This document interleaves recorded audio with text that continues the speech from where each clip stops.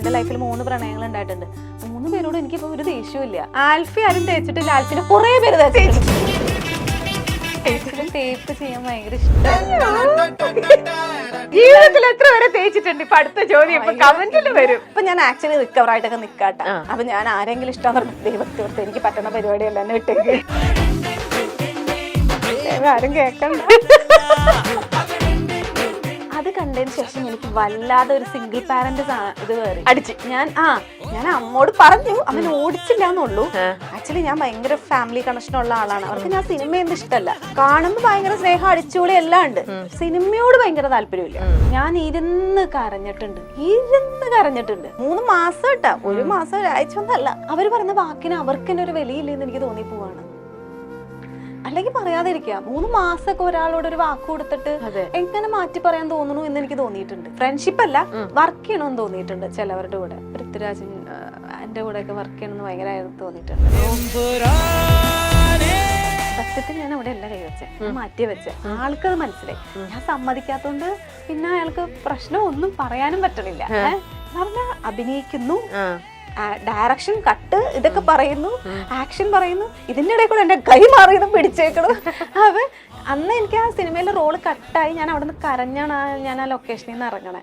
Milestone makers presents digital super stars 2025 ഈ വരുന്ന March 4 വൈകുന്നേരം കൊച്ചി ആൽഫ ഹൊറൈസൺ ബിസിനസ് സെന്ററിൽ. പോയ വർഷം നമ്മെ വിസ്മയിപ്പിച്ച നമ്മുടെ പ്രിയ താരങ്ങൾ ഇതാ ഒരേ വേദിയിൽ ഒരുമിച്ചെത്തുന്നു. കാത്തിരിക്കാം, കാഴ്ചയുടെ കൗതുകം ഉണരും വരെ. ഹലോ, നമസ്കാരം. മൈൽസ്റ്റോൺ മേക്കേഴ്സിന്റെ എല്ലാ പ്രേക്ഷകർക്കും സ്വാഗതം. ചക്കം പക്കത്തില് ഇന്ന് എന്നോടൊപ്പം ഉള്ളത് ആരാണെന്ന് നോക്കിക്കേ. നമ്മുടെ സ്വീറ്റ് ഈ ആൽഫിനെ കാണുമ്പോൾ എല്ലാവർക്കും എന്താ പറയാന്ന് വെച്ചാൽ നമ്മുടെ വീട്ടിലത്തെ കുട്ടി, അല്ലെങ്കിൽ നമ്മുടെ എന്താ പറയാ, എല്ലാവർക്കും റിലേറ്റ് ചെയ്യാൻ പറ്റുന്ന എന്ന് എല്ലാവരും വിചാരിച്ചു വെച്ചിരിക്കുന്ന ഒരു പാവം കുട്ടി. അത് വിചാരം മാത്രമാണോ? ആൾക്കാര് അതൊക്കെ ഇപ്പൊ പൊളിച്ചെഴുതാൻ പോവുകയാണ്. ഈ മച്ചാന്റെ മാലാഖയിലെ ക്യാരക്ടറിലൂടെ കുറച്ചൊക്കെ ആൽഫി അതിനു വേണ്ടിട്ട് ട്രൈ ചെയ്തിട്ടുണ്ട്. നമുക്ക് എന്തായാലും ഇന്നത്തെ ചക്കം പക്കത്തിലൂടെ ഈ കംപ്ലീറ്റ് ഡീറ്റെയിൽസും കാര്യങ്ങളും എല്ലാം അറിയാം. Alfie, welcome to Chakkam Pakkam. Thank you. സുഖമായിട്ടിരിക്കുന്നല്ലോ? സുഖം. ഇപ്പൊ ഹാപ്പിയാണ്. ഇന്നിപ്പോ മൂവി റിലീസ് ചെയ്തിട്ടേ ഉള്ളൂ. ഞാൻ ഈ മാളികപ്പുറത്തിലും അതിന് തൊട്ട് മുമ്പത്തെ കുറേ സിനിമകളെല്ലാം കണ്ടുകഴിയുമ്പോഴും എല്ലാം നമ്മുടെ മനസ്സിലങ്ങ് ഇഷ്ടപ്പെട്ട്, ആൽഫി എന്ന് പറഞ്ഞൊരു പാവം കുട്ടി. നമുക്ക് ആ ഫോട്ടോ കാണുമ്പോ തന്നെ എല്ലാത്തിലും നല്ല സ്മൈലിംഗ് ഫേസ് ആണ്, വളരെ ഇന്നസെന്റ് സ്മൈലാണ്. അപ്പൊ എല്ലാവർക്കും എന്താ പറയാ, ഞാൻ തൊട്ട് മുന്നേ ഇൻട്രോയിൽ പറഞ്ഞ പോലെ അങ്ങനെയാണ് എല്ലാരും വിചാരിക്കുന്നത്. എനിക്ക് തോന്നുന്നു എല്ലാവരുടെയും അത് ഫസ്റ്റ് തന്നെ ചെയ്ത് വെച്ച റോൾ അങ്ങനെ ഒരു പാവം നാട്ടുമുറുത്തുകാരി, അത് തന്നെ അങ്ങോട്ട് ടൈപ്പ് കാസ്റ്റ് ആയി പോയേക്കാം. TCS വന്ന് ചോദിച്ചറിയാം ഇത് പാവാണോ? TCS ഭയങ്കര പാവാ. ആണോ? അവിടെ ഞാൻ ആക്ച്വലി എന്റെ സോഫ്റ്റ്വെയറിന്റെ അവിടെ ഉള്ള ആൾക്കാർക്കും ഞാൻ അങ്ങനെ വർക്ക് ചെയ്യാന്ന് അറിയില്ല. എന്റെ കമ്പനി ബേസ് ലൊക്കേഷൻ കിടക്കുന്നത് പൂനെയാണ്. അപ്പൊ അതുകൊണ്ട് ഇങ്ങനെ കുഴപ്പമില്ലാണ്ട് തട്ടിമുട്ടിയൊക്കെ ജീവിച്ചു പോകുന്നു. എവിടെയും പിടി കൊടുക്കാതെ അവിടെ ഇവിടെ ഒക്കെ ആയിട്ട് അങ്ങനെ നിന്നും പോയിക്കൊണ്ടിരിക്കുകയാണ്. ഇപ്പോഴും എന്നെ കാണാണ്ടാവില്ല, അതാണ്, അല്ലാതെ വഴിയില്ല. അപ്പൊ ആൽഫിയുടെ ശരിക്കും ഉള്ള ഒരു ക്യാരക്ടർ എങ്ങനെയാണ്? അപ്പൊ ഞാൻ ആക്ച്വലി നല്ല ഫ്രണ്ട്ലി ആണ്. പിന്നെ കുറച്ച് ഭയങ്കര സൈലന്റ് ആളൊന്നല്ല. പക്ഷെ പുറമേന്ന് ഇപ്പൊ സിനിമ ഒക്കെ കണ്ട ആൾക്കാർ വിചാരിക്കുന്നത് എന്നെ ലൊക്കേഷനിലാണെങ്കിലും മൊത്തത്തിൽ പെട്ടെന്ന് കാണുന്നതായിരിക്കുന്നത് അതൊരു പാവം കൊച്ച്. പക്ഷെ ഞാൻ അത്ര പാവമൊന്നല്ല. സ്നേഹിച്ചാൽ ചങ്ക് പുറത്ത് സ്നേഹിക്കും, തിരിച്ച് ഒന്ന് ചൊരണ്ടിയാൽ തിരിച്ച് അതിനേക്കാൾ ഇരട്ടി ചൊരണ്ടുന്ന സ്വഭാവം എനിക്കുണ്ട്. മച്ചാന്റെ മാലാഖയില് ഒരു ദിവസം വന്ന് സൗമിനിക്കനെ സ്നേഹിച്ച് പിന്നെ ഒന്ന് സ്ക്രീനിൽ വരുന്നത് തേപ്പ് ചെയ്യാൻ ഭയങ്കര ഇഷ്ടമായിരുന്നു. ജീവിതത്തിൽ എത്ര വരെ തേച്ചിട്ടുണ്ട്? ഇപ്പൊ അടുത്ത ചോദ്യം ഇപ്പൊ കമന്റിൽ വരും. ഇന്ന് സിനിമ ഇറങ്ങിയ ദിവസം തന്നെ ഞാൻ ഇന്റർവ്യൂ എടുത്തു. അവരെ എടുത്ത വഴിക്ക് ചോദിച്ചു. അപ്പൊ ഞാൻ പറഞ്ഞു ഞാൻ ആരും തേച്ചിട്ടില്ല, പക്ഷെ എനിക്ക് തേപ്പ് എനിക്ക് കിട്ടിയിട്ടുണ്ടെന്ന്. അതിന്റെ ക്യാപ്ഷൻ എന്താണെന്നറിയാമോ? ആൽഫി ആരും തേച്ചിട്ടില്ല, ആൽഫിനെ കുറെ പേര് തേച്ചിട്ടുണ്ട്. കുറെ പേര്, ഇതെന്താ 100 കണക്കിന് ആൾക്കാർ. നമുക്ക് സത്യം പറയാം, ആൽഫിന് എത്ര പേര് തേച്ചു കൗണ്ടിൽ പറയാം. ഇല്ല, അങ്ങനെ പറയാൻ പറ്റില്ല. ഞാൻ നിങ്ങളുടെ ഇന്റർവ്യൂലാണ് ഏറ്റവും കൂടുതൽ ഞാൻ എന്റെ ബ്രേക്കപ്പ് ഒക്കെ പറഞ്ഞേക്കണേ. അങ്ങനെയല്ല, എന്നാലും എന്നോട് എല്ലാരും ചോദിച്ചിട്ടുണ്ട് ഇത്രയധികം നിനക്ക് വിഷമം ഉണ്ടോന്ന്. ഞാൻ അത്രയും വിഷമം ഉണ്ടായിട്ടല്ല, നമുക്ക് ചില കാര്യങ്ങൾ നമ്മളെ വിഷമിപ്പിക്കും. ഇപ്പൊ ബ്രേക്കപ്പ് ഒക്കെ എന്നെ വിഷമിപ്പിച്ചേക്കുന്ന കാര്യങ്ങളൊക്കെ തന്നെയാണ്. കാരണം നമുക്ക് എന്റെ ലൈഫിൽ അങ്ങനെ വലിയ ഇഷ്യൂസ് ഒന്നും ഉണ്ടായിട്ടില്ല. എനിക്ക് ആകെ ഞാൻ കരഞ്ഞേക്കുന്ന രണ്ട് കാര്യം എന്ന് പറഞ്ഞാൽ ബ്രേക്കപ്പ് പിന്നെ സിനിമ കയ്യിൽ നിന്ന് പോയപ്പോൾ എല്ലാം ഇങ്ങനെ കൺഫേം ആയിട്ട് അവസാനം പോയ 2-3 പടമൊക്കെ ഇങ്ങനെ ഇപ്പൊ ലാസ്റ്റ് ഒരു നവംബറിൽ ഒരു പടം ഇങ്ങനെ തുടങ്ങും 3 മാസം വരെ എന്നോട് പറഞ്ഞു തന്നു. അവസാനം 3 മാസം ഉണ്ട് എന്ന് പറഞ്ഞ് നമ്മൾ വെയിറ്റ് ചെയ്യണം. അവസാനം ഷൂട്ട് തുടങ്ങുന്നതിന് മുമ്പായിട്ട് പറയാണ് അത് ആൽഫി എന്നൊക്കെ പറഞ്ഞ പല റീസൺ പറയുമ്പോൾ നമുക്ക് എന്തോരം വിഷമാണ്. അതും ഞാൻ ഇരുന്ന് കരഞ്ഞിട്ടുണ്ട്. അപ്പൊ എനിക്ക് ഇപ്പോഴും അത് പറയുമ്പോ അയ്യോ ഓക്കെ എനിക്ക് വിഷമമുണ്ട്. കാരണം ഞാൻ സിനിമേനെ അത്ര ആഗ്രഹിക്കുന്ന കൂട്ടത്തിലാ. അപ്പൊ നമ്മൾ ആഗ്രഹിച്ച് 3 മാസം കേട്ടാ, 1 മാസം ഒരാഴ്ച ഒന്നല്ല. അപ്പൊ ഞാൻ ഓർക്കും അതിന്റെ അവര് പിന്നെ അല്ല നമുക്ക് അടുത്ത പടം നോക്കാം, ഇത് തന്നെ റിപ്പീറ്റ്ലി പറഞ്ഞുകൊണ്ടിരിക്കണേ. അപ്പൊ അവര് പറയുന്ന വാക്കിന് അവർക്ക് തന്നെ ഒരു വിലയില്ലെന്ന് എനിക്ക് തോന്നിപ്പോവാണ്. അല്ലെങ്കിൽ പറയാതിരിക്കുക. 3 മാസമൊക്കെ ഒരാളോട് ഒരു വാക്ക് കൊടുത്തിട്ട് എങ്ങനെ മാറ്റി പറയാൻ തോന്നുന്നു എന്ന് എനിക്ക് തോന്നിയിട്ടുണ്ട്. അപ്പൊ ആ ക്യാരക്ടറിനെ കുറിച്ചുള്ള കംപ്ലീറ്റ് ഡീറ്റെയിൽസും എല്ലാം നിങ്ങളുടെ അടുത്ത് പറഞ്ഞു തന്നിട്ടുണ്ട്? എന്നോട് പറഞ്ഞിട്ടില്ല. പക്ഷെ ഇന്ന റോൾ ആവാം, ഒരു ഗർഭിണി റോൾ ആവാം, അല്ലാത്ത വേറൊരു റോൾ ഉണ്ട്, അങ്ങനെയൊക്കെ ഇങ്ങനെ പറയുമ്പോ ഞാൻ വിചാരിക്കുന്ന ഉണ്ടാവാം, ലാസ്റ്റ് മിനിറ്റിൽ എന്തെങ്കിലും ഉണ്ടായിക്കോളും, അവരുടെ മനസ്സിലുണ്ടാവും, എന്നാലും കിട്ടും എന്ന് ഞാൻ വിചാരിച്ചതാ. പക്ഷെ അപ്പൊ മാറിപ്പോയി കഴിഞ്ഞപ്പോ പിന്നെ ഞാൻ സത്യം പറഞ്ഞ പിന്നെ ഞാൻ അവരോട് എന്റെ സ്വഭാവം ഇപ്പൊ ഇവിടെ ഞാൻ പറയാം, ഞാൻ പിന്നെ അവരോട് മിണ്ടിയിട്ടില്ല. ഓ ഇനിയിപ്പോ അവരുടെ തന്നെ ഫ്യൂച്ചർ പ്രൊജക്ട് വന്നാലോ? സിനിമാക്കാരാണ്, വേണമെങ്കിൽ എനിക്ക് അവരോട് കുറച്ച് ഓക്കെ ഇറ്റ്സ് ഓക്കെ ചേട്ടാന്ന് പറഞ്ഞ് നിൽക്കാം. പക്ഷെ എനിക്ക് പെട്ടെന്ന് എന്റെ മുഖത്ത് എന്താണ് അത് പെട്ടെന്ന് എനിക്ക് അങ്ങനെ ഒരുപാട് ഹൈഡ് ചെയ്യാനുള്ള ഒരു കപ്പാസിറ്റി ഇച്ചിരി കുറവുണ്ട്. ഞാൻ ഒരു വെട്ട് 2 മുറി അത് നല്ലതല്ല. ഞാൻ മാക്സിമം മാറ്റാൻ ശ്രമിക്കുന്നുണ്ട്. എന്തെങ്കിലും മാറുമായിരിക്കും എന്നൊക്കെ. അല്ല പ്രത്യേകിച്ചും ഈ ഇൻഡസ്ട്രിയിൽ നിൽക്കുന്നെങ്കിൽ നമ്മൾ കുറച്ച് ഡിപ്ലോമാറ്റിക് ആയിട്ട് നിൽക്കണം. അങ്ങനെ നിന്നാൽ ഇങ്ങനെ നിന്നിട്ട് കാര്യമില്ല, കുറച്ച് ഡിപ്ലോമാറ്റിക് ആവണം. ചിലവര് പറയും കുറച്ച് ഡിപ്ലോമാറ്റിക് ആയാലും നമ്മുടെ ലൈഫിലാണെങ്കിലും ഇപ്പൊ എനിക്ക് എന്റെ IT ലൈഫിൽ കുറച്ചും കൂടെ എനിക്ക് ഡിപ്ലോമാറ്റിക് ആവാൻ പറ്റുന്നുണ്ട്. ഞാൻ ആരും കാണുന്നില്ലല്ലോ, എനിക്ക് ഓവർ അറ്റാച്ച്മെന്റും ആരോടും ഇല്ല. അപ്പൊ എനിക്ക് പിന്നെയും കുറച്ചൊക്കെ ഹൈഡ് ചെയ്ത് നിൽക്കാൻ ഇതുണ്ട്. പക്ഷെ എനിക്ക് തോന്നുന്നു നമ്മൾ ഓവർ എന്റെ എന്നത്തെയും ഇത് തന്നെയാണ്, നമ്മൾ ഓവർ സ്നേഹിക്കുന്നവരാണ് നമ്മൾ ഓവർ വേദനിപ്പിക്കണം എന്നുള്ള ഒരു ഇതുണ്ട്. അതുകൊണ്ടാവാം മേ ബി അവരങ്ങനെ കാണിക്കുമ്പോൾ നമുക്ക് വിഷമം വന്നു പോകുന്നത്. ഓക്കെ. പക്ഷെ ഇപ്പൊ ഈ പറഞ്ഞ പോലെ ഈ ഒരിക്കൽ ഇങ്ങനെ ഇപ്പൊ വിളിച്ചിട്ട് നോ പറഞ്ഞ ആൾക്കാരില്ലേ, അവര് തന്നെ അവരുടെ ഒരു ഫ്യൂച്ചർ പ്രൊജക്റ്റിലേക്ക് ഇനി വിളിക്കുവാണെങ്കിൽ അങ്ങനെയാണ് പോവുക ആൽഫി വീണ്ടും? എനിക്ക് അവരോട് വലിയ ദേഷ്യമൊന്നുമില്ല. പക്ഷെ എന്റെ ആ സമയത്തെ വിഷമത്തില് ഞാൻ നല്ലത് പറഞ്ഞിട്ടുമുണ്ട്, കരഞ്ഞിട്ടുമുണ്ട്. എന്റെ ഉള്ളിന്റെ ഉള്ളിൽ അങ്ങനെ എനിക്ക് ആരോടും ദേഷ്യമില്ല. ഈവൻ ഞാൻ പ്രേമിച്ചിട്ടുണ്ട്, പ്രണയിച്ചിട്ടുണ്ട്. എൻ്റെ ലൈഫിൽ 3 പ്രണയങ്ങൾ ഉണ്ടായിട്ടുണ്ട്. 3 പേരോടും എനിക്കിപ്പോൾ ഒരു ദേഷ്യമില്ല. ഞാനപ്പോൾ എൻ്റെ ഒരു ഫ്രണ്ട് കഴിഞ്ഞ ദിവസം എൻ്റെ ഒരു എക്സ് ബോയ് ഫ്രണ്ടിനെ ഞങ്ങൾ വർത്താനം പറയണം. അപ്പോൾ അവള് പറയണേ നിനക്ക് അവരോട് ഒരു ദേഷ്യമില്ലേ? ഞാൻ എന്തിന്, ഞാനതൊക്കെ മറന്നുപോയി. ഇപ്പം എനിക്ക് അൽഷിമോസാണ്, ഞാൻ മറന്നു. എനിക്ക് ആ സമയത്ത് 1 വർഷമൊക്കെ ഇരുന്ന് കരഞ്ഞിട്ടുണ്ടാവും. പ്രേമിച്ച് വല്ല 6 മാസമായിരിക്കും, 1 വർഷം ഇരുന്ന് കരയും വേണമെങ്കിൽ വിഷമിക്കും. എന്നാൽ നമ്മുടെ കാര്യങ്ങൾ മുടക്കിയിട്ടൊന്നുമില്ല. എൻ്റെ കാര്യങ്ങൾ, എൻ്റെ എഡ്യൂക്കേഷൻ എല്ലാം അതെ, ജോലി അതൊക്കെ നടക്കുന്നുണ്ട്. എന്നാൽ ഉള്ളിൻ്റെ ഉള്ളിൽ ഒരു ഹാപ്പിനെസ് കുറവ്. ഒരു നമ്മള് ഒറ്റയ്ക്ക് ആവുമ്പോഴേക്കും എന്താ പറയുക, ഫ്ലാറ്റ് തുറന്ന് വീട്ടിന്റെ അകത്തിറങ്ങുമ്പോഴേക്കും അത് വരെ ചിരിച്ചോ ഫ്രണ്ട്സിന്റെ അടുത്ത് ചില്ല് ചെയ്ത് നടക്കും. ഫ്ലാറ്റ് തുറന്ന് അകത്തോട്ട് ഇറങ്ങുമ്പോഴേക്കും ലൈറ്റ് ഓഫ് ചെയ്ത പോലെയാണ് മൈൻഡ്. പിന്നെ അതിൽ നിന്നൊന്ന് റിക്കവർ ചെയ്ത് കഴിഞ്ഞ് വന്നു കഴിഞ്ഞാൽ പിന്നെ ഓക്കെ ആയിട്ട് ഇപ്പൊ ഞാൻ ആക്ച്വലി റിക്കവർ ആയിട്ടൊക്കെ നിക്കാട്ടെ. അപ്പൊ ഞാൻ ആരെങ്കിലും ഇഷ്ടം പറഞ്ഞു ദൈവത്തോർത്ത് എനിക്ക് പറ്റുന്ന പരിപാടിയല്ല എന്നെ വിട്ടേക്ക്. ഞാൻ ഓവർ അറ്റാച്ച്ഡ് ആവും, ഓവർ സിൻസിയർ ആവും. ഈ കാലത്ത് സിൻസിയറിറ്റിക്കൊന്നും ഒരു വിലയില്ല. സത്യമായിട്ട് ഞാൻ പറയാണ്, ആരെയും ആത്മാർത്ഥമായിട്ട് സ്നേഹിക്കാതിരിക്കാൻ തന്നെയാണ് നല്ലത്. ഓവർ സ്നേഹിച്ചാൽ അവരായിരിക്കും നമ്മളെ ഏറ്റവും കൂടുതൽ വേദനിപ്പിക്കണേ. എല്ലാരും പറയുന്ന ഒരു കാര്യമാണ്. ഞാൻ ഇതന്നെ ഇതിനു മുമ്പ് മനസ്സിലാക്കിയിട്ടുണ്ട്. സെയിം മിസ്റ്റേക്ക് റിപ്പീറ്റ് ചെയ്തു, ഇനി റിപ്പീറ്റ് ചെയ്യരുത് എന്ന് ഞാൻ ഇങ്ങനെ തീരുമാനിച്ചു. പക്ഷെ നമ്മൾ പറഞ്ഞിട്ട് കാര്യമില്ല, മനസ്സല്ലേ, നമ്മൾ പറയുന്നതൊന്നും കേൾക്കണമെന്നില്ലല്ലോ. അത് വേറെ ഇഷ്ടം തോന്നി അങ്ങനെയാണ്. ആൽഫിക്ക് പെട്ടെന്നൊരു ഇഷ്ടം തോന്നണമെങ്കിൽ അവരുടെ കാണേണ്ട ക്യാരക്ടർ അല്ലെങ്കിൽ എന്ത് കണ്ടുമ്പോഴായിരിക്കും പെട്ടെന്നൊരു അട്രാക്ഷൻ തോന്നാ? ആക്ച്വലി സ്പീക്കിംഗ് എനിക്ക് എൻ്റെതായ ഒരു ഇതുണ്ട്. നമുക്ക് ഇന്ന ടൈപ്പ് ആൾക്കാരെയുള്ള ഇഷ്ടം. ഓപ്പോസിറ്റ് ആൾക്കാരോടാണെങ്കിൽ പ്രേമം തോന്നിയേക്കണേ, അത് ഞാൻ എപ്പോഴും ആലോചിക്കും. കാരണം ഒരു ഫസ്റ്റ് ഇംപ്രഷനിൽ എനിക്ക് അവരോട് ഒരിക്കലും ഇഷ്ടം തോന്നാതെ അവര് എന്നെ കെയർ ചെയ്ത് അവരായിട്ട് ഓവർ നമ്മളോടൊരു സ്നേഹം കാണിച്ച് ആദ്യമൊക്കെ ഞാൻ അയാളെ അവോയ്ഡ് ചെയ്ത ആളാണ് ഏറ്റവും കൂടുതൽ. 3 പേരെയും അതെന്താന്ന് എനിക്ക് മനസ്സിലാവണില്ല. എന്നിട്ടാണോ അവരോട് ഇഷ്ടം? എനിക്ക് ഫസ്റ്റ് സൈറ്റിൽ തന്നെ ഇഷ്ടം തോന്നിയ ആൾക്കാരുണ്ട്, അത് സെറ്റും ആയിട്ടില്ല. ആരും കേക്കണ്ട. മൈൽസ്റ്റോൺ മേക്കേഴ്സിന്റെ ഇന്റർവ്യൂല് വന്നിരുന്ന് ക്യാമറയുടെ മുന്നിലിരുന്നിട്ട് പറയാ ആരും കേൾക്കണ്ടെന്ന്. അല്ലാതെ ചില ആൾക്കാര് എന്ന് പറഞ്ഞാൽ ചിലവര് കാണാൻ ഭയങ്കര ഇതായിരിക്കും. നമുക്കറിയാം അവര് വെറും ഫ്ലേർട്ട് ചെയ്യാൻ വരുന്നതാണ്. എനിക്ക് അങ്ങനെയുള്ളവരോട് ഒരിക്കലും പ്രേമം തോന്നില്ല. ഫ്ലേർട്ട് ചെയ്യാൻ വരുന്നതാണ്. അപ്പൊ എനിക്ക് അവരോട് ഒരിക്കലും വലിയ അറ്റാച്ച്മെന്റ് തോന്നില്ല. ചിലര് നമ്മുടെ വീക്ക് പോയിന്റ് അറിഞ്ഞിട്ടൊരു വരവുണ്ട്, കെയർ ചെയ്ത് നമുക്ക് ഇഷ്ടമുള്ളത്. ഇപ്പൊ നമ്മൾ എവിടെയെങ്കിലും പോയാൽ എത്തിയോ എന്നൊക്കെ തിരിച്ചു വിളിച്ച്, അപ്പൊ നമുക്ക് ഇവൻ എന്നോടൊരു ഇതുണ്ട്. പിന്നെ പക്ഷെ ഇത് എനിക്ക് സെറ്റ് ആവില്ല. പക്ഷെ ഇത് റിപ്പീറ്റ് ആകുമ്പോൾ നമ്മൾ എവിടെയോ ഒരു ഇഷ്ടം നമുക്ക് വരും.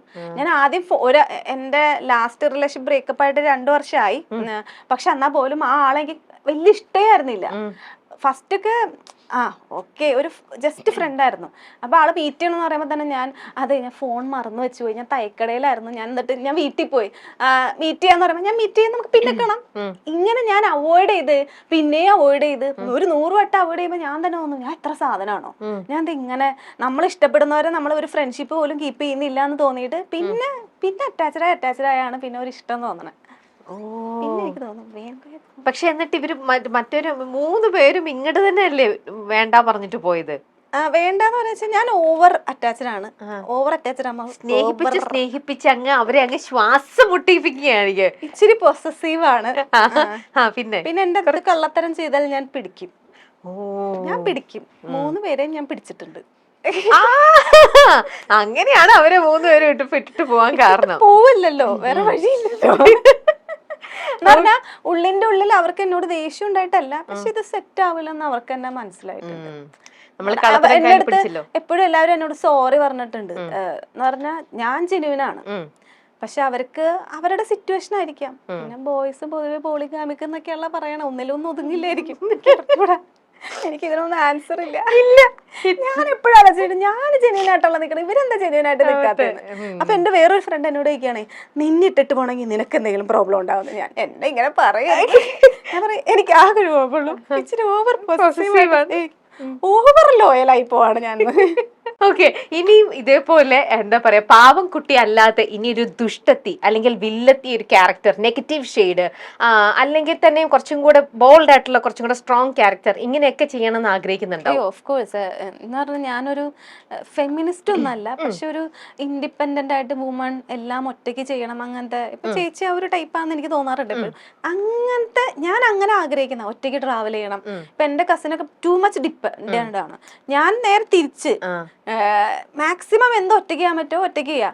ചില സമയത്താണ് എനിക്ക് ആ ഒരു ലോൺലി ഫീൽ തോന്നാറുള്ളൂ. അത് മനുഷ്യനല്ലേ, തോന്നുമല്ലോ. പക്ഷെ ട്രാവൽ ചെയ്യുമ്പോ സിനിമയ്ക്കൊക്കെ പോകുമ്പോൾ ഒറ്റയ്ക്ക് ഞാൻ പോകും. അവർ നിനക്ക് കൂട്ടുകാരൻ വേണ്ടേ, എന്തിനാ സിനിമ കാണാനല്ലേ എന്ന് പറയും. പക്ഷെ ചില സമയത്ത് നമുക്ക് ഒരു കൂട്ട് വേണമെന്ന് തോന്നാറുണ്ട്. ഇടയ്ക്കിടയ്ക്ക് എന്തൊക്കെയോ മിസ് ചെയ്യും അല്ലേ? ഇടയ്ക്ക് ഒരു പാർട്ട്ണർ ഉണ്ടായിരുന്നെങ്കിൽ, ഒരാൾ കൂടെ ഉണ്ടായിരുന്നെങ്കിൽ.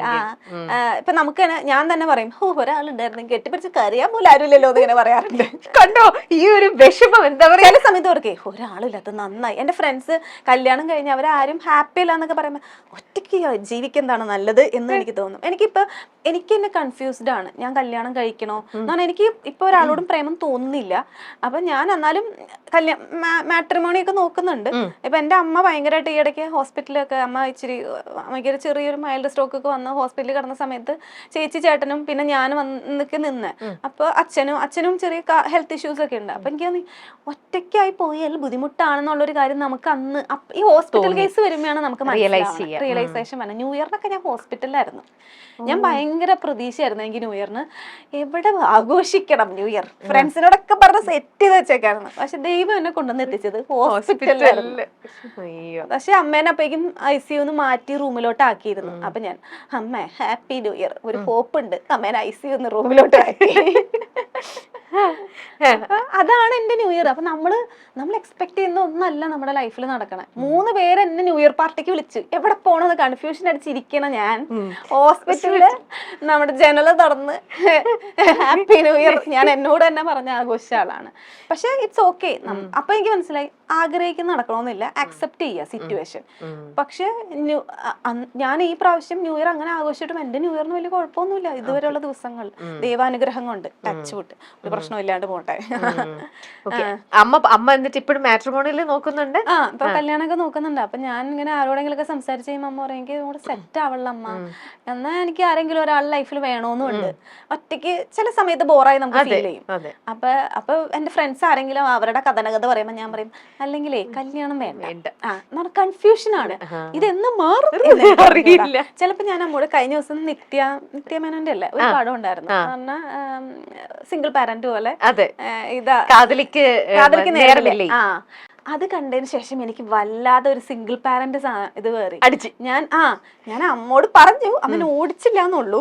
പക്ഷെ എനിക്കത് ഭയങ്കരമായിട്ട് അത് എനിക്കത് ആക്ച്വലി എനിക്ക് അതിനോട് ഇപ്പൊ ഒരു പാർട്ട്ണർ വന്ന് സെറ്റ് ആവാത്ത ഒരാളുടെ കൂടെ കല്യാണം കഴിച്ച് ജീവിക്കണേക്കാളും ഭേദം. പക്ഷെ എന്നാ എനിക്കൊരു കുട്ടിയൊക്കെ വേണം, ഒരു ഫാമിലി, ഒരു ഫീല്, ഒരാൾ കൂടെ വേണമെന്നുണ്ട്. അപ്പൊ ഒരു കുട്ടിയാവുമ്പോ നമ്മുടെ കുട്ടിയാണ്. അപ്പൊ ഞാനിങ്ങനെ അമ്മോട് വെറുതെ പറഞ്ഞോളൂ. അപ്പൊ എന്റെ ഫ്രണ്ട്സിനോട് പറയും, അമ്മ പറഞ്ഞ ആൽഫി ഇതൊക്കെ പ്രാക്ടിക്കലി നടക്കണ കാര്യമാണോന്ന് ചോദിക്കും. എനിക്ക് അറിഞ്ഞൂടാ, പക്ഷെ എനിക്ക് ആ സിനിമ കണ്ടേ പിന്നെ എനിക്ക് അങ്ങനെ ഒരു തോട്ട് ഉള്ളിലുണ്ട്. ഭർത്താവ് ഇനി ഞാൻ എങ്ങനെ കെട്ടി, എനിക്ക് അറിഞ്ഞൂടാ. എന്റെ ഒരു കാര്യങ്ങളും എന്റെ ഫ്യൂച്ചർ ഒന്നും എനിക്ക് പ്രെഡിക്റ്റ് ചെയ്യാൻ പറ്റുന്നില്ല.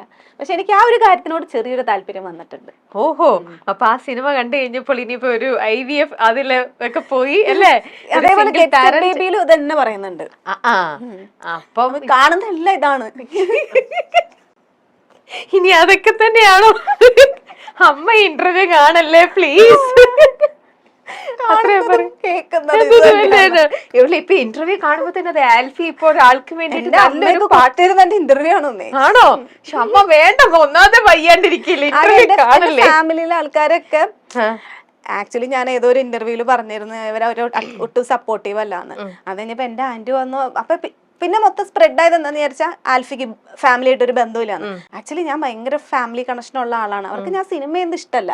അവർക്ക് ഞാൻ ഇഷ്ടം കല്യാണം കഴിഞ്ഞ് കുട്ടികളൊക്കെ ആയിട്ട് ന്യൂസിലാൻഡ് US ഒക്കെ പോയി ജീവിക്കുക. അതാണ് എന്റെ ഫാമിലി എന്ന് പറഞ്ഞാൽ അച്ഛൻ, അമ്മ, ആന്റിമാര്, അങ്കിൾമാര്, ഞങ്ങളുടെ പഞ്ഞിക്കാര ഫാമിലി, എന്റെ അമ്മയുടെ വീട്ടിൽ എല്ലാവരും കാണുമ്പോ ഭയങ്കര സ്നേഹം, അടിച്ചുപൊളി എല്ലാം ഉണ്ട്. സിനിമയോട് ഭയങ്കര താല്പര്യമില്ല. സിനിമേനെ സപ്പോർട്ട് ചെയ്യുന്നുള്ള ഒരു കാര്യം പ്രതീക്ഷിക്കണ്ട. അമ്മയാണ് ആകെ സപ്പോർട്ട്. അമ്മയുടെ സപ്പോർട്ടിലാണ് ഇവിടം വരെ വന്ന് നിൽക്കുന്നത് ഇത്രയും കൊല്ലായിട്ട്. വലിയ കുഴപ്പമില്ലാണ്ട് പോകുന്നത്. ഇപ്പൊ പിന്നെ പറഞ്ഞിട്ട് കാര്യമില്ല എന്ന് പറഞ്ഞ വിട്ടുകളയില്ലേ, അതേപോലെ ആയിരുന്നു. ഇപ്പൊ കൊറേ പറഞ്ഞു കഴിയുമ്പോ അവർക്ക് മടുക്കും. അതാന്ന് തോന്നുന്നു, ഒന്നും പറയുന്നില്ല. എന്തായാലും ആൽഫിയുടെ സംസാരം കേൾക്കുമ്പോൾ നമ്മള് സിനിമയിൽ കണ്ടോണ്ടിരിക്കുന്ന ഒരു പാവം കുട്ടി ഒന്നും മിണ്ടാം കഷ്ടപ്പെട്ട് മിണ്ടുന്നു.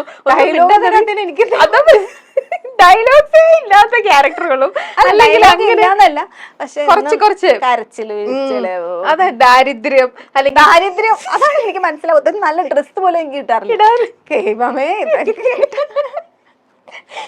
ചെയ്ത് ഇതിനകത്ത് ക്യാരക്ടർ തന്ന ആൾക്കാരൊന്നും കാണാതിരിക്കുന്ന തന്നിട്ട് അതിന്റെ ഒരു ഇതെന്ന് പറയും അല്ലെ ഉദ്ദേശിച്ചത്.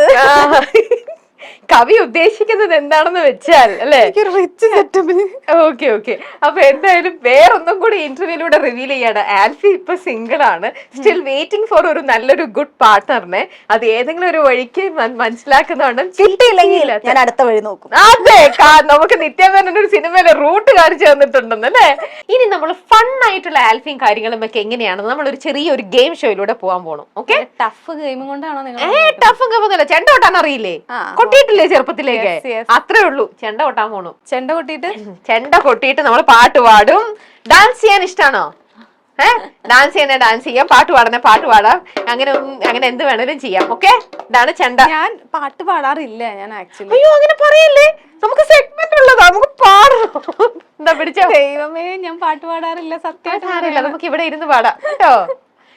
ചക്കം പക്കം എന്ന് പറയുമ്പോ ചെണ്ടയും കൊട്ടൊക്കെ ഉണ്ടാവും. അതാണ് നമ്മൾ ചക്കത്തിലേക്കും പക്കത്തിലേക്കൊക്കെ പോകുന്നു. ചക്കം എന്ന് പറഞ്ഞാൽ ചോദ്യങ്ങളാണ്. ഓക്കെ, ആ ചോദ്യത്തിന് ഉത്തരം യെസ് ആണെന്നുണ്ടെങ്കിൽ അതില് കൊട്ടണം, ചെണ്ടയില് കൊട്ടണം. എന്നിട്ട് അതിന്റെ ഒരു ഡീറ്റെയിൽ കാര്യങ്ങൾ ബ്രീഫിംഗ് ഒന്ന് തരണം. ഓക്കെ, നോ ആണെങ്കിൽ കൊട്ടൊന്നും വേണ്ട, കാര്യങ്ങൾ മാത്രം പറഞ്ഞാൽ മതി. എന്നിട്ട് ഉത്തരം എവിടെയെങ്കിലും പിഴച്ചു അല്ലെങ്കിൽ ഉത്തരം തെറ്റി എന്നെങ്ങാനും വരികയാണെങ്കിൽ നമ്മൾ അപ്പൊ തന്നെ പക്കത്തിലേക്ക് പോകും. പക്കത്തിലെല്ലാ ടാസ്കുകളാണ്. Oh my god. അപ്പൊ നമുക്ക് പക്കം ഒന്നും ഉപയോഗിക്കേണ്ടതായിട്ട് വരാതിരിക്കട്ടെ. ഓക്കെ, 8 ചോദ്യങ്ങളാണ് ചക്കത്തിലുള്ളത്. തുടങ്ങാം. റെഡി? ചക്കത്തിലെ ആദ്യത്തെ ചോദ്യത്തിലേക്ക് പോകാം. സിനിമയിൽ വന്ന ശേഷം ഫിനാൻഷ്യൽ സ്റ്റേറ്റ്മെന്റ് എടുക്കുമ്പോൾ കാര്യമായ മാറ്റമൊന്നും ഉണ്ടായിട്ടില്ല. സിനിമയില് ഉണ്ടായിട്ടുണ്ടോ ഇല്ലയോ? ആക്ച്വലി ഞാൻ ജോലി ചെയ്യുന്നോണ്ട് എനിക്കുണ്ട്. അങ്ങനെയല്ല, അതിപ്പം സിനിമയ്ക്ക് മുമ്പേ ചെയ്യുന്നതാണല്ലോ ജോലി. സിനിമയിൽ വന്നതിന് ശേഷം ഈ ഫിനാൻഷ്യൽ സ്റ്റേറ്റ്മെന്റ് എടുക്കുമ്പോൾ വലിയൊരു മാറ്റം അങ്ങനെ ഉണ്ടായിട്ടുണ്ടോ ഇല്ലയോ അതാണ്. യെസ് ആണോ നോ ആണോ? യെസ്. ഇല്ല. ഇല്ലെങ്കിൽ പിന്നെ കൊട്ടണ്ട. യെസ് ആണെങ്കിൽ മാത്രം കൊട്ടിയാ മതി. Okay okay. അപ്പൊ എന്തായാലും എന്റെ ബ്രീഫ് കാര്യങ്ങൾ പറയൂ. എന്തുകൊണ്ടാണ് സ്റ്റേറ്റ്മെന്റിൽ അധികം ഇത് വരാത്തത്? സ്റ്റേറ്റ്മെന്റിൽ വലിയ ഫ്ലക്ച്വേഷൻസ് വരാത്തത്? ആക്ച്വലി സിനിമ ചെയ്യുന്നതിന് മുമ്പ് തന്നെ ഞാൻ വർക്കിംഗ് ആണ്. പക്ഷെ സാലറി കൂടിയിട്ടുണ്ട്. പിന്നെ സിനിമയായാലും സിനിമയുടെ ഇതാണെങ്കിലും ഞാൻ കൂടിയിട്ടുണ്ട്. പക്ഷെ ഒരു ഭയങ്കരമായൊരു ഞാൻ അങ്ങനെ കണ്ടിന്യൂസ് ഒരു വർക്ക് ചെയ്യുന്ന ആളല്ല. അപ്പൊ ഒരു ഹെവി എമൗണ്ട് ഒന്നും ഇല്ല. പക്ഷെ എന്നാ സിനിമ റിലേറ്റഡ് ആയിട്ട് സിനിമയിൽ വന്നോണ്ട് പക്ഷെ അങ്ങനെ നമുക്ക് അവിടെ ഇവിടെയും പറയാൻ പറ്റാത്ത അവസ്ഥ. എനിക്ക് ആഡ് ഷൂട്ട് ചെയ്യാറുണ്ട്. സിനിമയാണെങ്കിലും ഇപ്പൊ ലാസ്റ്റ് ചെയ്ത സിനിമയ്ക്കൊക്കെ ഒരു കുഴപ്പമില്ലാത്തൊരു പേയ്മെന്റ് എനിക്ക് തന്നിട്ടുണ്ട് അവര്. പക്ഷെ ഒരു വലിയൊരു ഹൈ എനിക്കില്ല. അതെനിക്ക് സാലറി ഉള്ളതുകൊണ്ട് തന്നെയാണ് ഞാൻ സേഫ് ആയി പോയിക്കേണ്ടത്. പിന്നെ മാത്രമല്ല സിനിമയുടെ കൗണ്ടും ഒരു വർഷത്തിൽ ഒരുപാട് സിനിമകളും ചെയ്യുന്നില്ലല്ലോ. 2, 3 അങ്ങനെയൊക്കെ അപ്പൊ പിന്നെ അതിനകത്ത് വലിയൊരു മാറ്റം കാരണം വലിയ മാറ്റം വന്നിട്ടില്ല. ഓക്കെ. ഇപ്പൊ ഈ കമ്പനിയുടെ വെച്ചിട്ട് ഞാൻ ചോദിക്കട്ടെ, ഇവിടെ ഇപ്പൊ നമ്മുടെ കുറെ ആൾക്കാർ ഇവിടെ ടെക്നോ പാർക്കിലായിക്കോട്ടെ നമ്മുടെ ഇൻഫോ പാർക്കിലായിക്കോട്ടെ ഇങ്ങനത്തെ IT-യിൽ വർക്ക് ചെയ്യുന്ന ആൾക്കാർ കുറച്ച് നാൾ ഇവിടെ നിന്ന് വർക്ക് ചെയ്ത് കഴിയുമ്പോഴത്തേക്ക് അവർക്ക് കമ്പനിയിൽ നിന്ന് തന്നെ ഓപ്പർച്യൂണിറ്റി കിട്ടും പുറത്തേക്ക് പോകാനായിട്ട് അല്ലെ? അങ്ങനെ എന്തെങ്കിലും ഓപ്പർച്യൂണിറ്റി വന്നിട്ടുണ്ടോ ഓൾറെഡി? എനിക്ക് ആക്സെഞ്ചറിലുള്ളപ്പോ എന്ന് പറഞ്ഞാൽ ഇതിന്റെ മുമ്പിലുള്ള കമ്പനിയിൽ വന്നപ്പോ ഉണ്ടായിരുന്നു ഒരു വിസ ഇതായിരുന്നു. പക്ഷെ ആ സമയത്താണ് എനിക്ക് മതിയായ സിനിമാ പ്രേമം വന്നത്. പറഞ്ഞാൽ അത് വിസ അപ്ലൈ ചെയ്യാനായിരുന്നു. കാരണം 5 years ആവുമ്പോ വിസ ഇത് ചെയ്യാം. പക്ഷെ ആ സമയത്ത് ഞാൻ പിന്നെ പ്രൊസീഡ് ചെയ്തില്ല. ആ സമയത്താണ് ഞാൻ ശിക്കാരി ശംഭു ചെയ്യണേ. അപ്പൊ എനിക്ക് ഭയങ്കരമായിട്ട് കൺഫ്യൂഷൻ വരില്ലേ? എനിക്ക് പുറത്തുപോയി എനിക്കിപ്പോഴും ഇപ്പൊ അമ്മയൊക്കെ പറയും, എല്ലാവരും പറയും അവരുടെ ഏറ്റവും വലിയ ആഗ്രഹം പുറത്തുള്ള ഏതെങ്കിലും ഒരു ചെറുക്കനെ കല്യാണം കഴിച്ച് സെറ്റിൽ ആവാം. എനിക്ക് പുറത്തുപോയി സെറ്റിൽ ആവുന്നത് ഒരു വലിയൊരു ഭയങ്കര ഒരു വലിയൊരു എന്റെ ആഗ്രഹമായിട്ട് തോന്നിയിട്ടില്ല. ശരിക്കും പറഞ്ഞാൽ എല്ലാവരും ന്യൂസിലൻഡ്, കാനഡ, ജർമ്മനി എല്ലായിടത്തേക്കും പോകുന്നുണ്ട്. അവിടെ പോയി കഷ്ടപ്പെടാനല്ലേ പോണേ? എല്ലാം ഒന്ന് ആലോചിച്ച് നോക്ക്. ഇവിടെ നല്ല സാലറി ഉണ്ടെങ്കിൽ ഇവിടെ നിൽക്കുന്നല്ലോ നല്ലത്. ചക്കത്തിലെ അടുത്ത ചോദ്യം, ചില സിനിമാ സെറ്റുകളിൽ അർഹമായ ബഹുമാനം ലഭിക്കാത്തതുപോലെ തോന്നിയിട്ടുണ്ട്? നോ. എനിക്ക് തോന്നിയിട്ടില്ല. ഓക്കെ. അർഹമായ ബഹുമാനം കിട്ടിയിട്ടുണ്ട് എല്ലായിടത്തും. അത് എന്തോ എനിക്ക് ആ കാര്യത്തിൽ ഭയങ്കര ഭാഗ്യമായിരുന്നു എനിക്ക് തോന്നിയിട്ടുണ്ട്. അതങ്ങനെ പറയാൻ പാടില്ല. ഒരു ഞാൻ ശിക്കാരി ശംഭു വന്നതാണ് എന്റെ മെയിൻ ആയിട്ട് ഞാൻ ആദ്യമായിട്ട് വരണേ എന്ന് പറഞ്ഞാൽ ലീഡ് റോളായിട്ട് ഞാൻ ഒരു സെറ്റിൽ നിന്ന് സ്റ്റേ ചെയ്തൊക്കെ ഇത് ചെയ്യുന്നുണ്ട്. ആ സെറ്റ് ഭയങ്കര റെസ്പെക്റ്റോട് കൂടിയാ എന്നെ ഇത് ചെയ്തിട്ടുള്ളൂ. കാരണം അവിടെ ശിവതയുണ്ട്. ശിവത ഭയങ്കര സീനിയർ ആർട്ടിസ്റ്റ് ആയിരുന്നു ആ സമയത്ത്. ഞാൻ ഫസ്റ്റ് ഇത് ചെയ്യുന്നു. എനിക്കും ശിവതയ്ക്കും ഒരേപോലെ ഈക്വലി ആണ് അവരെന്നെ ട്രീറ്റ് ചെയ്തുകൊണ്ടിരുന്നത്. വേണമെങ്കിൽ അവര് ഞാൻ പുതിയ ആളാന്ന് പറഞ്ഞ് എന്നെ മാറ്റി നിർത്തായിരുന്നു. ഒരിക്കലും അവർ ചെയ്തിട്ടില്ല. പിന്നെ അതേപോലെ അതിനു മുമ്പ് ചെയ്ത സിനിമയാണ് സൺഡേ ഹോളിഡേ. അതിൽ പോലും അവരെനിക്ക് കാറൊക്കെ വിട്ടുതരായിരുന്നു. ഞാൻ എന്നെ ഓർക്കേണ്ട ദൈവം അത് ഇപ്പൊ കാണുന്ന ആരെങ്കിലൊക്കെ എന്തെങ്കിലും അവിടെ ഭയങ്കര ഇതായിരുന്നു, വണ്ടി വിട്ടു തന്നില്ല, ബസ്സിന് പോകേണ്ടി എന്നൊക്കെ പറയുമ്പോ ഞാൻ ഓർക്കും ദൈവമേ ഞാൻ ഭാഗ്യവതിയാണെന്ന് എനിക്ക് തോന്നിയിട്ടുണ്ട്. റൂം പ്രോപ്പർലി തന്നിട്ടുള്ളൂ എല്ലാം. പിന്നെ ഞാൻ ശിക്കാരി ശംഭു ചെയ്യുന്ന സമയത്ത് ഇങ്ങനെ ചെറിയൊരു ഇഷ്യൂ ഇൻഡസ്ട്രിയിൽ നിൽക്കണ സമയമായിരുന്നു. അപ്പോ അതുകൊണ്ട് തന്നെ ഞാൻ ഒരു ദിവസം എന്തോ ഒന്ന് ഓട്ടോ എടുത്ത് എവിടെയോ പോയിന്ന് പറഞ്ഞിട്ട് എന്നെ പ്രൊഡക്ഷൻ കൺട്രോളർ ചീത്ത പറഞ്ഞു. അല്ലെങ്കിലേ മൊത്തം പ്രശ്നമാണ് സിനിമ ഇൻഡസ്ട്രിയിൽ. ഞങ്ങൾ ലേഡീസിന് ഞങ്ങൾ ട്രീറ്റ് നല്ല രീതിയിൽ നോക്കുന്നില്ല എന്നാണ് പറയണേന്ന് പറഞ്ഞ് ഒന്ന് അനങ്ങാൻ സമ്മതിക്കില്ല. അത്രയും ഞാൻ ഓർത്തിട്ടുണ്ട് ഭാഗ്യം ഈ സമയത്ത് വന്നത്. പറഞ്ഞാൽ ചില ഇഷ്യൂസ് വരുമ്പോ അവര് ഭയങ്കരമായിട്ട് അവര് ആ സമയത്ത് ഭയങ്കര ഓവർ പ്രൊട്ടക്ട് ചെയ്യും. ആ സമയത്താണ് ഞാൻ ഇൻഡസ്ട്രിയിലോട്ട് വന്നത്. കറക്റ്റ് സമയത്ത് എൻ്റർ ചെയ്തത് കൊണ്ട് എല്ലാ സുഖ സൗകര്യങ്ങളും കിട്ടി അങ്ങ് വന്നിരിക്കുകയാണ് അല്ലേ? പക്ഷെ ഇപ്പോഴും ദൈവഭാഗ്യം എന്ന് ഞാൻ പറയുള്ളൂ. അല്ല, അത് ശരിക്കും ഈ പറഞ്ഞ പോലെ ബ്ലെസ്ഡ് ആണ് ആൽഫി. ചില ആൾക്കാർ പറയാറുണ്ട്. ഞാൻ ചെയ്ത ഒട്ടുമിക്ക സിനിമയിലും എനിക്ക് ക്യാരവൻ വരെ കിട്ടിയിട്ടുണ്ട്. നമ്മള് ഏറ്റവും ലേഡീസിന് പ്രശ്നം ടോയ്ലറ്റിൽ പോവാ അതൊക്കെയാണ്. അപ്പൊ എനിക്കെന്തോ അങ്ങനത്തെ ഒരു ബുദ്ധിമുട്ട് ഉണ്ടായിട്ടില്ല. പിന്നെ പേയ്മെന്റ് ആണെങ്കിലും ചിലയിടത്ത് നന്നായിട്ട് വലിപ്പിച്ചിട്ടുണ്ടെങ്കിലും ഞാൻ ജോലി ഉള്ളതുകൊണ്ടോ പിന്നെ സിനിമയോടുള്ള ഭയങ്കര ചില ആൾക്കാർ നന്നായിട്ട് കറക്റ്റ് പേയ്മെന്റ് തന്നിട്ടുണ്ട്. എന്റെ ലാസ്റ്റ് നാഗേന്ദ്രനൊക്കെ. അപ്പൊ അതല്ലാതെ ചിലവര് കുറച്ചിട്ടും ഉണ്ട്. പക്ഷെ വിട്ടുകളയാം ഇഷ്ടമുള്ളത് ചെയ്യുമ്പോ ഒരു കിട്ടുന്ന ഒരു സന്തോഷം നമ്മൾ ഈ പേയ്മെന്റിൽ എവിടെയെങ്കിലും പറഞ്ഞാ പിന്നെ അത് ഉള്ളതും കൂടി പക്ഷെ എന്നാലും നിങ്ങൾ ഒരു പേയ്മെന്റ് പറഞ്ഞ് ഫിക്സ് ചെയ്തിട്ടാണ് നിങ്ങൾ അഭിനയിക്കാൻ പോകുന്നതല്ല. അഭിനയിച്ച് നിങ്ങളുടെ ജോലി എല്ലാം ചെയ്ത് തീർത്ത് കഴിയുമ്പോഴത്തേക്ക് അവർ അവിടെ പേയ്മെന്റിൽ പിന്നെ കുറയ്ക്കാന്ന് പറയുമ്പോൾ അത് എത്രയായാലും നമുക്ക് വിഷമം ഉണ്ടാക്കുന്ന ഒരു കാര്യമല്ലേ. അത് എനിക്ക് നമ്മൾ ചെയ്തു കഴിഞ്ഞ ഒരു ജോലിയല്ലേ, അപ്പൊ അത് നമുക്ക് എത്രയാന്ന് പറഞ്ഞാലും നമ്മളെ വിഷമിപ്പിക്കും സത്യമായിട്ട്. കാരണം നമ്മള് ഇത്രയും പറഞ്ഞു കഴിയുമ്പോൾ ചിലപ്പോ നമ്മളൊരു കണക്ക് കൂട്ടൽ കാൽക്കുലേഷൻ നടത്തി കഴിഞ്ഞു. അതെ, പിന്നെ പറഞ്ഞിട്ട് കാര്യമില്ല. നമ്മളപ്പോ പറയുമ്പോ ഞാൻ ഒരു സ്ഥലത്ത് അത് പറഞ്ഞ് പ്രശ്നമായി കഴിഞ്ഞപ്പോ നമ്മള് വെറുപ്പിക്കലായി. പിന്നെ ആ ടീമേ നമ്മളെ വിളിക്കാണ്ടാവും. അപ്പൊ നമ്മൾ ഓർക്കും വെറുതെ വെറുപ്പിച്ചിട്ട് ഒന്നും നടക്കാൻ പോലാന്ന് പറഞ്ഞാൽ നമ്മൾ തന്നെ വിട്ടുകളയില്ലേ. പക്ഷെ ചിലവർ പക്കയായിട്ട് പേയ്മെന്റ് ഒക്കെ കറക്റ്റ് ആണ്. ഡിപ്പെൻസ് ഓൺ ഓരോ പ്രൊഡക്ഷൻ പോലെ മാറിക്കൊണ്ടേയിരിക്കും. പക്ഷെ ഇങ്ങനെ നമ്മൾ ഓക്കെ ഞാൻ എന്നാ നിങ്ങൾ തരണ്ട എന്ന് പറഞ്ഞു നിൽക്കുമ്പോൾ അവരുടെ തന്നെ അടുത്ത സിനിമയിലും വിളിച്ചു ചെയ്യുമ്പോൾ ചിലർ ഇതൊരു ഹാബിറ്റ് ആയിട്ട് എടുക്കുന്ന ആൾക്കാരും ഉണ്ട് അല്ലേ. ചിലർ ജെനുവിനൊന്നും അല്ല, ചുമ്മാ ഇങ്ങനെ പറഞ്ഞാൽ അവിടെ നിന്ന് പറിച്ച കുറച്ച് കിട്ടിയാൽ അത്രയും അവർക്ക് സേവ് ചെയ്യാന്നുള്ള രീതിയിൽ. ഞാൻ അങ്ങനെ ഒരുപാട് പിടിവാദം വെക്കുന്ന ആളല്ല. എന്നാണ് എനിക്ക് ജോലി ഉണ്ട്, വലിയ കുഴപ്പമില്ലാണ്ട് പോണു. അപ്പൊ ഒരു സിനിമയാണ് ഞാൻ ഇമ്പോർട്ടൻസ് കൊടുത്തു പോണത്. അതാണ് ചിലപ്പോ കുറച്ചാൾ കഴിയുമ്പോ ഞാൻ ചിലപ്പോ സംസാരിക്കുമായിരിക്കും, അറിയില്ല. അതെ, ഇപ്പൊ വേറെ ഫിനാൻഷ്യൽ വേറെ ബാധ്യതകളൊന്നും ഇല്ലാത്തത് കൊണ്ട് ഇങ്ങനെയൊക്കെ അങ്ങനെ അങ്ങ് പോകുന്നുണ്ട്, കുഴപ്പമില്ലാണ്ട്. പറഞ്ഞു വെറുപ്പിച്ച് പ്രശ്നമാക്കണ്ട. വെറുതെ ഞാനൊന്ന് പറഞ്ഞു ചോദിച്ച് ഇച്ചിരി പ്രശ്നമായി. അപ്പൊ ഞാൻ ഓർത്ത് മിണ്ടാതിരിക്കുന്നതായിരുന്നു നല്ലത്. ചോദിച്ചിട്ടിട്ട് കിട്ടുന്നുമില്ല, വെറുതെ റിലേഷൻ ഇട്ട് സ്ട്രെയിൻ ആവും. അത് പോയി ആ ഭാഗത്തോട്ട് നോക്കണ്ട. ആരോടെങ്കിലും ഈ സിനിമയിൽ തന്നെ ഉള്ളത് ഇപ്പൊ നമുക്കൊക്കെ അറിയാവുന്ന ഒരു സെലിബ്രിറ്റിയുടെ പേര് പറയാമോ? അതായത് അവരുമായിട്ട് ഫ്രണ്ട്ഷിപ്പ് ഉണ്ടായിരുന്നെങ്കിൽ നമ്മൾ ആഗ്രഹിക്കില്ലേ, എനിക്ക് അവരുമായിട്ട് നന്നായിട്ട് അടുക്കാൻ പറ്റിയിരുന്നെങ്കിൽ, എന്റെ ഒരു നല്ലൊരു ഫ്രണ്ട് ആയിരുന്നെങ്കിൽ എന്ന് അങ്ങനെ ആഗ്രഹിക്കുന്ന എനിക്ക് അങ്ങനെ തോന്നിയിട്ടില്ല. അത് നമ്മൾ അങ്ങനെ പറയാൻ നമുക്ക് അവരുടെ പേഴ്സണൽ അങ്ങനെയല്ല, നമ്മൾ ആഗ്രഹിക്കുകയാണല്ലോ, ഓ അവരെന്റെ ഫ്രണ്ട് ആയിരുന്നെങ്കിൽ. നമുക്ക് അവരോടുള്ള ഇഷ്ടം കൊണ്ട് നമുക്ക് ചിലരോട് തോന്നുമല്ലോ. അങ്ങനെ ഒരുപാട് ഇഷ്ടം തോന്നി. എനിക്ക് അങ്ങനെ ഒരു തോന്നല. അങ്ങനെ എന്റെ ഉള്ള ഫ്രണ്ട്സ് എനിക്ക് ധാരാളം. എനിക്ക് അങ്ങനെ ഇന്നാൾ എന്റെ ഫ്രണ്ട് ആയിരുന്നെങ്കിൽ ഇല്ല, അങ്ങനെ തോന്നിയിട്ടില്ല എനിക്ക്. പക്ഷെ ഫ്രണ്ട്ഷിപ്പ് അല്ല, വർക്ക് ചെയ്യണമെന്ന് തോന്നിയിട്ടുണ്ട് ചിലവരുടെ കൂടെ. പൃഥ്വിരാജൻ എന്റെ കൂടെ ഒക്കെ വർക്ക് ചെയ്യണമെന്ന് ഭയങ്കര തോന്നിയിട്ടുണ്ട്. ഭയങ്കര ആഗ്രഹമുണ്ട് ചെയ്യണമെന്ന്. അതെന്താന്ന് എനിക്ക് അറിഞ്ഞൂടാ. കുഞ്ഞിലേന്ന് പറഞ്ഞ മീൻസ് എന്റെ 9th സ്റ്റാൻഡേർഡ് ഒക്കെ തൊട്ട് എനിക്ക് ഭയങ്കര ഇഷ്ടമാണ്. അന്ന് തൊട്ടേ പൃഥ്വിനാണ് ഏറ്റവും കൂടുതൽ ഇഷ്ടം. എനിക്ക് ലാലേട്ടൻ അമ്മൂക്കൊക്കെ ഉണ്ട്, അവരുടെ കൂടെ വർക്ക് ചെയ്യണമെന്ന് ആഗ്രഹമുണ്ട്. പക്ഷെ പെട്ടെന്ന് ഞാനേ ബ്രോഡാഡിയിൽ ഒരു ചെറിയ റോൾ ചെയ്തിരുന്നു. അപ്പൊ അത് ബ്രോഡാഡി ആഫ്റ്റർ ലൂസിഫർ ആയിരുന്നു അത്.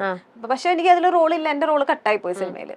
പക്ഷെ ആ സമയത്ത് ഞാൻ ആക്ച്വലി അതിൽ പൃഥ്വിരാജ് ആക്ടും ചെയ്യുന്നുണ്ട്, ഡയറക്റ്റും ചെയ്യുന്നുണ്ട്. അപ്പൊ ഞാൻ അതില് ഒരു റോൾ ഉണ്ട്, അത് കട്ടായെങ്കിലും ഞാൻ അവിടെ കൈ വെച്ചിട്ട് സംസാരിച്ച് പറയാണ് ഓപ്പോസിറ്റ് നിൽക്കുന്ന ആള് പൃഥ്വിയോട്. ഞാൻ ആദ്യം ഫസ്റ്റ് ടേക്ക് പറഞ്ഞു, പൃഥ്വി തന്നെയാണ് ഡയറക്ടറും ആക്ടറും. അപ്പൊ ഞാൻ കൈ വെച്ച് പറഞ്ഞു കഴിഞ്ഞപ്പോഴേക്കും അടുത്ത ഷോട്ട് വന്നു കഴിഞ്ഞപ്പോഴേക്കും ആൾ എന്നോട് വെച്ചു, ഇവിടെയാണോ കൈവച്ചെന്ന് വെച്ചു. ഞാൻ പറഞ്ഞു ആണ്, ഇവിടെ തന്നെ ഞാൻ കൈവച്ചേ. സത്യത്തിൽ ഞാൻ ഇവിടെ അല്ല കൈവച്ചേ, ഞാൻ മാറ്റി വെച്ചേ. ആൾക്കത് മനസ്സിലായി. ഞാൻ സമ്മതിക്കാത്തോണ്ട് പിന്നെ അയാൾക്ക് പ്രശ്നം ഒന്നും പറയാനും പറ്റണില്ല. ഞാൻ കൈ മാറ്റി ജസ്റ്റ് ഒരു കുറച്ച് കൈ മാറ്റിയത് വരെ ആള് കണ്ടു. അപ്പൊ അതിനുശേഷം എനിക്ക് ആള് തേമി എന്ന് പറഞ്ഞാ അഭിനയിക്കുന്നു, ഡയറക്ഷൻ കട്ട് ഇതൊക്കെ പറയുന്നു, ആക്ഷൻ പറയുന്നു, ഇതിന്റെ ഇടയിൽ കൂടെ എന്റെ കൈ മാറിയത് പിടിച്ചേക്കണം. അപ്പൊ അന്ന് എനിക്ക് ആ സിനിമയിലെ റോള് കട്ടായി. ഞാൻ അവിടെ നിന്ന് കരഞ്ഞാണ് ഞാൻ ആ ലൊക്കേഷനിൽ നിന്ന് ഇറങ്ങണേ. പക്ഷെ എന്നാ പോലും എനിക്ക് അവരുടെ കൂടെ വർക്ക് ചെയ്യണമെന്ന് ഭയങ്കര ആഗ്രഹമാണ്. അന്ന് ചിലപ്പോ അതൊരു വാശിയാണോ, അന്നത്തെ കട്ടായില്ലോ. അതെ, ഞാൻ അവിടെ ഹൈദരാബാദ് വരെ വന്നിട്ട് വെറും വേസ്റ്റ് ആയിരുന്നു അത്. അങ്ങനെ നമുക്കൊരു തോന്നിപ്പോയില്ല, നമ്മൾ ഹൈദരാബാദ് ഓണം ഒക്കെ സെലിബ്രേറ്റ് ചെയ്യാതെ ഞാൻ ബ്രോഡാഡി പൃഥ്വിരാജിന്റെ ഡയറക്ഷൻ എന്നൊക്കെ പറഞ്ഞ് പോയതാ. അപ്പൊ പക്ഷെ അതില് ഒന്നുമില്ല, വെറുതെ ആയിപ്പോയി. അതൊക്കെ എനിക്കപ്പോ ഭയങ്കര വിഷമം. പിന്നെ അതും മാത്രമല്ല, എന്റെ ഓണം എല്ലാം കളഞ്ഞിട്ടാണ്. ഓണം അന്ന് കറക്റ്റ് ഓണത്തിന്റെ അന്നാണ് ഞാൻ ഈ ഷൂട്ടിനല്ല. ഭയങ്കര വിഷമാണെങ്കിൽ പോലും സങ്കടപ്പെട്ട് കരഞ്ഞാണ് ഞാൻ ക്യാരവനിലോട്ട് കയറി ചെല്ലുന്നത്. അപ്പൊ എനിക്ക് എന്റെ റോള് കട്ടായി എന്ന് പറഞ്ഞ അപ്പോഴേ അവര് ഇത് ചെയ്തു, അതിന്റെ ആവശ്യമില്ല എന്ന് പറഞ്ഞ് ഈ സ്പോട്ടിൽ കട്ട് ചെയ്യുന്ന ഒരു പരിപാടി ഉണ്ട്. പിന്നെ ജസ്റ്റ് ഇതൊന്നും ആ സിനിമയിൽ കാണാനും ഇല്ല. അപ്പൊ അതിനുശേഷം എനിക്ക് ഭയങ്കരമായിട്ട് ഒരു വാശിയല്ല, ഒരു ആഗ്രഹം, വാശിപ്പുറത്തുള്ള ഒരു ആഗ്രഹം. എന്തെങ്കിലും ഒരിക്കൽ പൃഥ്വിരാജിന്റെ ഡയറക്ഷനിൽ തന്നെ ആവണമെന്നില്ല, അഭിനയിക്കണം എന്നുള്ളൊരു ആഗ്രഹം. ആ ഒരു ആഗ്രഹം ഈ 2025 തന്നെ സഫലമാവട്ടെ. ആവട്ടെ, എന്റെ നാവ് പൊന്നാവട്ടെ. ഓക്കെ, ശരി. റിജക്ഷൻ സെൻസിറ്റിവിറ്റി ഏറെയുള്ള ഒരാളാണ് ആൽഫി പഞ്ഞിക്കാരൻ.